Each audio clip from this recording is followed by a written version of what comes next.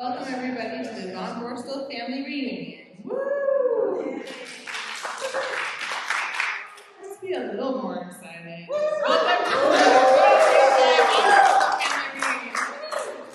Many thanks to Sister Krista and Karen, who have put so much time into getting everything ready for us to be here. Thank you so much.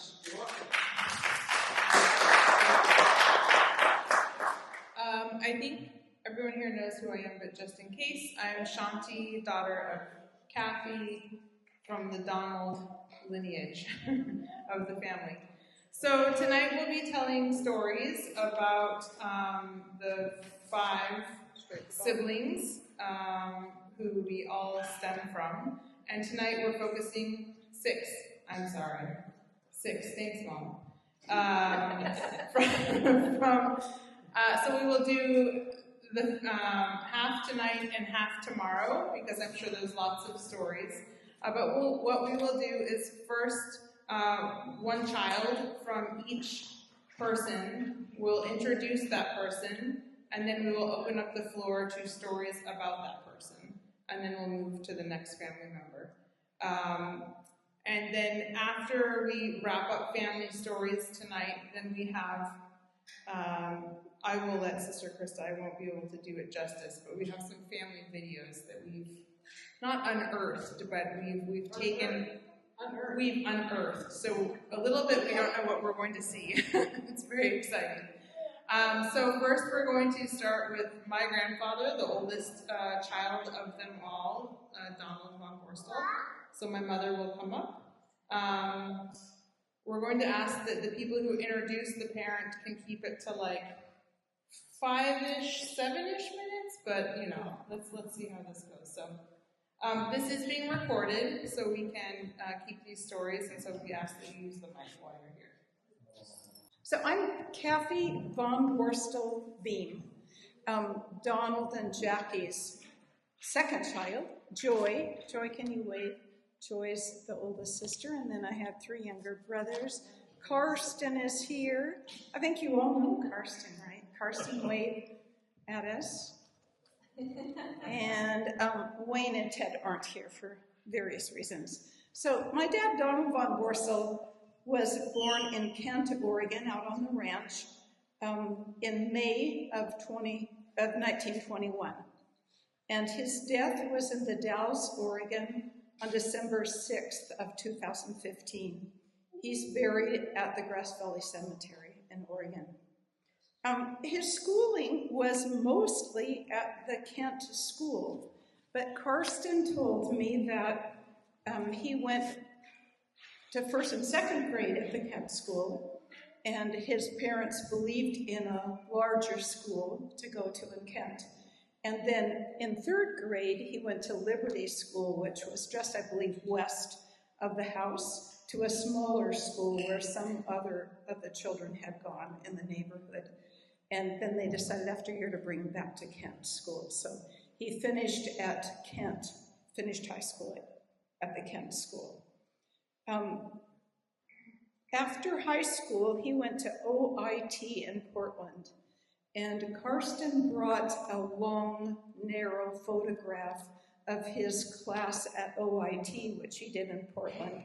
And it was a mechanic school of air and mechanic, so he learned about fixing motors. And I remember one day when we were in Portland, he wanted to drive by that site, and he told me the street names, and we drove by where he went to school. And then I remember Dad saying he wanted to be a pilot. He desperately wanted to be a pilot. And after World War II started, somebody said to him, if you want to get pilot training for free, you can sign up for the Navy. So he signed up, and he was in the Navy, and he started his training. It was civilian flight training in Baker City, Oregon, because Baker City is dry and fairly flat, and they could do the training for the pilots there. He stayed in a hotel there that had been used for that kind of training. And lo and behold, he met my mother in Baker City. So she was in high school, a senior in high school. Her parents had moved to Portland, but she stayed with family friends. And so how did Dad run into her? Well, family's everything, right? And Grandma Millie and Aunt Floyd were very much into Legionnaire things. And the person my mother was staying with was a Legionnaire, and they had met before at conferences or something. So Grandma Millie told Dad, you have to go to this family's home. Well, my mother was there, so that's the beginning of that love story. And then about his childhood was on the family farm west of Kent. One thing I always like to hear is about he rode a horse to school. So since he was the oldest, he'd get put on the horse in first grade. And he said, if I got curious about a plant or something and wanted to look at it and got off, well, I had to walk the rest of the way because he couldn't get back on the horse. And Carsten told me that there was an older student at Kent School assigned to him at the end of the school day to put him on the horse. And I guess he learned to stay on the horse quite well. His passions and interests, he always liked to fix machinery. It seemed like he was making a part for some machine or oiling something or doing something in the shop. And he always did that machinery repair and making parts if he needed them. There was no Amazon, of course. And he loved guns. And I just remember him sitting with a gun in his lap on his easy chair in the house, and he would just coddle that gun and feel the carved wood and how beautifully somebody carved or how they made those metal parts. And he would just talk about how everything was so perfect. And a kind of interesting story, when he went into the senior facility in the Dalles, I walked in one day and he had his holster hung over a chair there, kind of like you're sitting at, holsters there, and he said, well, they can tell me I can't bring a gun in here, but they can't tell me I can't hang my holster. So he was kind of making a statement. And one thing he told me about guns, which I've told other people in my Portland location who are very much against guns, he said it was a tool. On a farm, you had a gun. It was a tool that you needed. And sometimes when I explain that to some of my older friends who might just think guns are just the worst, they'll be like, oh, I never thought about it that way, that someone would grow up on a farm and use that as a tool. Other things about his childhood, he told me that his dad would make toys for him out of parts from whatever's, in the junkyard or something, take parts and make really cool toys. And my dad always loved those. And Carsten told me that Ted was like a blacksmith. He could pretty much make anything. And I guess he made a really cool race car for the kids. So that would have been quite fun too as a child. Passions and interests of my dad, yes, machinery, guns, and flying. He really, really loved flying. And when I was a child, we had a Piper Clipper plane at home and a hangar and a runway, and Dad used to fly us to Portland to see our grandparents on occasion.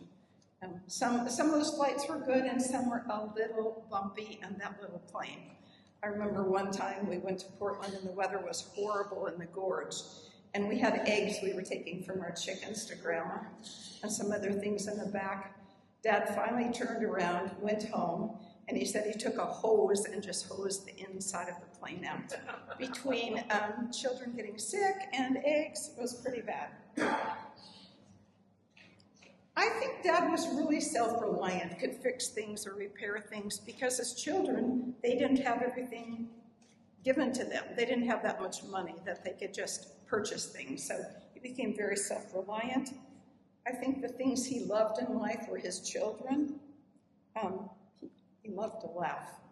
I remember after we had a huge hailstorm once that took the whole crop and took all the windows out of our house and everything. Uncle George was there, and they were telling stories about, can you believe this? And look at that, and the water was 6 feet high, and they were laughing till the veins in their neck were just sticking out after that horrible storm. And he's very calm and controlled. My dad never raised his voice ever with me in my life. And one story I always thought that stood out when I was maybe middle school age. I don't know if we were in the Dalles or something, and we were at a stoplight, and the light changed green, and the car in front of us didn't move. And I said, "Dad, aren't you going to honk your horn? That guy didn't move." And he said, "Well, if he doesn't go this light, he'll go the next one." That was my dad. So we sat and waited. Then I wanted to tell you a little bit about my mother. I need a podium. My mother's name was Jacqueline von Borstel. She went by Jackie. She was the only child of John and Elsie Jenkins of Baker City, Oregon, called Baker, Oregon, when she was there. She died in Milwaukee, Oregon in May of 1997, and she's buried in the Grass Valley Cemetery. And she was 71 years old. So at 76, that seems like it was quite young that she died. I guess some of my cousins, we can relate to that. She grew up in LeGrand and started school 1 year early because the private school needed more students, so they had a test, and if you passed the test, you could start school. And so her mother had her take the test, and she passed the test, so she started school a year early. Then they went to Baker, and in high school, she loved band. She played the flute and piccolo, and she just loved marching band. That was one of her main things. And in high school, she also worked at a camp in Cove. She married Donald von Borstel in Oakland, California during World War II. They didn't realize the war was going to be over so soon, and they decided they wanted to be married. So Mom went to California, and they were married at the Naval Air Station in California. I think Mom said she had bought a dress, and Dad said, "Well, there'll be 2 people there or something. Why don't you take it back and just wear your going away suit?" So that's what she did. And then the war was over not too long after that, but she wasn't aware. She did work as a welder's helper in the Portland shipyard during the war. And I always think we should have those shirts with World War II, you know. Yeah. Yes. So that my mom would like that, I'm sure. She then went to nurses training at the University of Portland. And she practiced at St. Vincent's Hospital downtown. But at the University of Portland, a Catholic university, women couldn't go on campus. So the priests had to go downtown to St. Vincent's to give them their classes because University of Portland campus was only for men. And I always think that was quite interesting. She raised 5 children. She was active with 4-H, with Sherman County Extension programs, and she loved international exchange programs, especially AFS, or American Field Service, and worked with a lot of foreign students that came. She was a great cook and baker. She made amazing pies, and Dad said, if you ever teach the girls one thing to make, pies is what you need to teach them. We had lots of good pies. Angel food cake was excellent, and we loved caramels at Christmas, our best. Milk the cows and get that cream. She canned a lot for the family, and she was involved in many church activities at St. Paul's Episcopal Church in the Dalles. Thank you.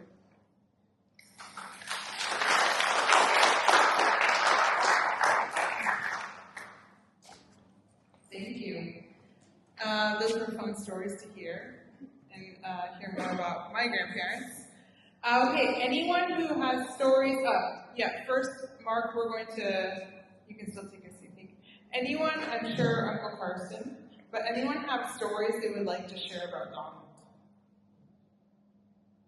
Nobody? Uncle Carsten, you don't have a good story? Mark, you have a good story. I do. Can you come up here, or should I? I have a voice that doesn't. Well, we want to record you.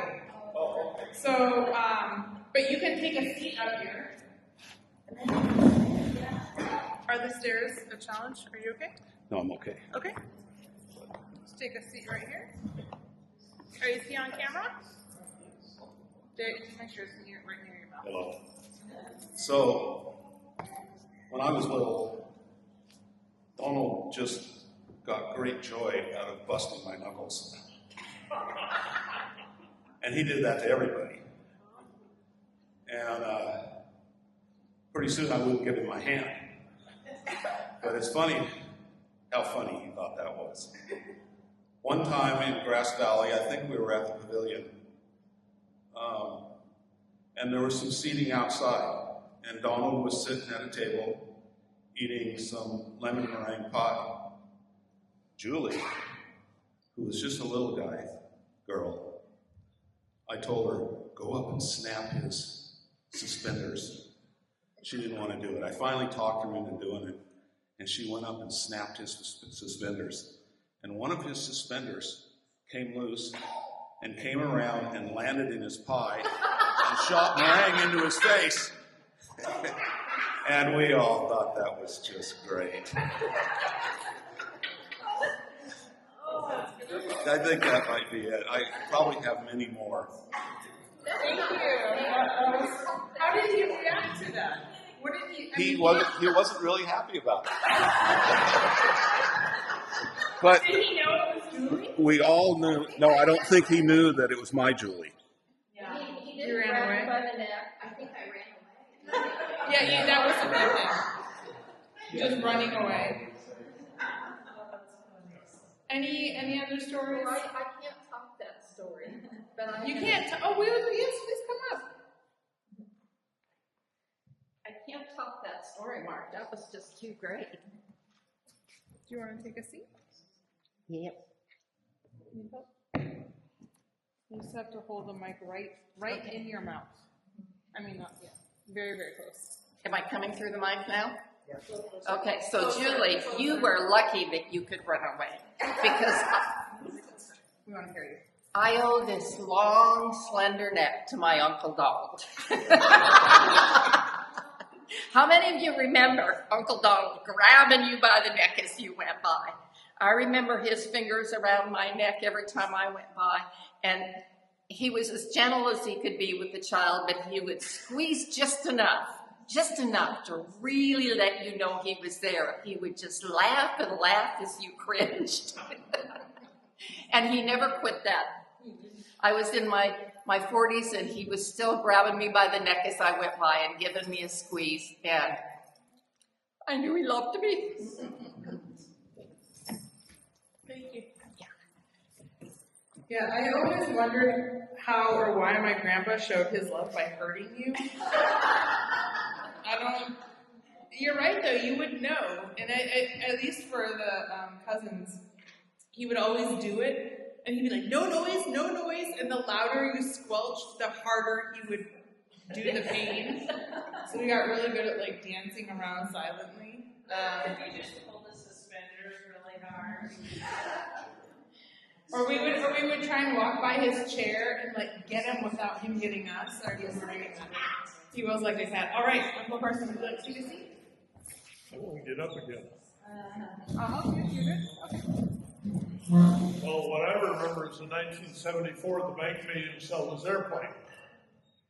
And just before that, we had the ranch up in Halfway, Oregon, and that's what he really used for a write-off and said he had the airplane for, was to fly to Halfway.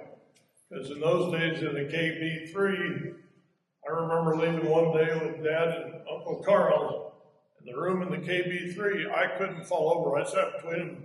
Carl's was there and Dad's elbow was here. And we left before daylight and got to halfway after dark, so the airplane 2 hours was good. But he had to sell that airplane, so he took one last fly to Halfway. And I got to fly once we got it up in the air. And I'd fly and fly and fly, and I'd turn and turn. Nope, and then he'd straighten it back out. And I'd fly and fly and fly. It was a joy to fly, and that was our last fly. And at that time, he'd sold the airplane for $2,000. And the bank gave him his operating loan once he did that. $2,000 now won't buy you anything. Yeah. So I remember that last play. Thank you. All right, anyone else? No? Okay, it's Rita. It's like anticipation, like, what are you going to share? It's exciting. You want to sit? Yeah. Okay. Let me just get you on this side. Well, you know, Uncle Donald, of course, crushed everybody's hands. So I'm sure that most of us don't have our bones correct yet. But, I mean, he could take your hand and not just squeeze it, but squeeze it and roll it. And that hurt. It hurt. I remember one time we were visiting, and I think it was Paul the Corsi that was visiting. And he was trying to get Uncle Don and irritate him so he would, like, do something to him and then take off. And then do something to him and take off. And he figured he was safe because, you know, he was a kid and Uncle Donald was in his 50s, you know. And I'll never forget, Uncle Donald had his slippers on.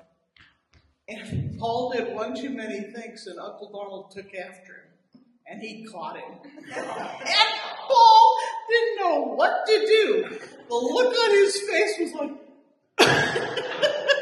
and he knew he was in trouble then. Everybody thought, well, that old man, he just beat that kid. That's great.